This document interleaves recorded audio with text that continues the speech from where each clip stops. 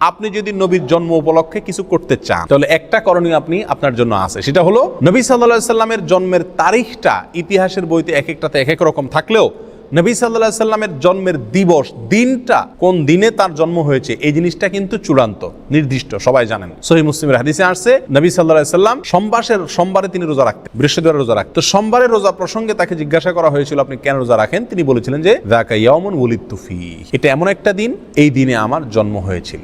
তাহলে সোমবারে নবী সাল্লাল্লাহু আলাইহি সাল্লামের জন্ম হয়েছিল, এটা মোটামুটি চূড়ান্ত এবং নিশ্চিত, এবং এটা কোথায় আছে? সহিহ মুসলিমে আছে।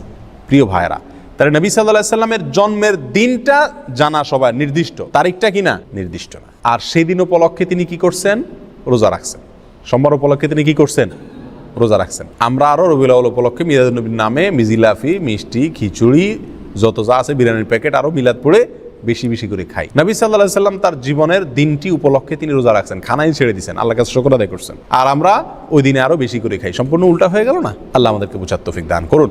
প্রিয় ভাইয়েরা, তাহলে নবী সাল্লাল্লাহু আলাইহি সাল্লামের জন্ম উপলক্ষে যদি আপনি কিছু করতে হয় তাহলে বছরে একদিন না, প্রতি সপ্তাহে করতে হবে। সেটা কি? সোমবারের রোজা প্রতি সপ্তাহে করতে হবে, এবং সেটা কি?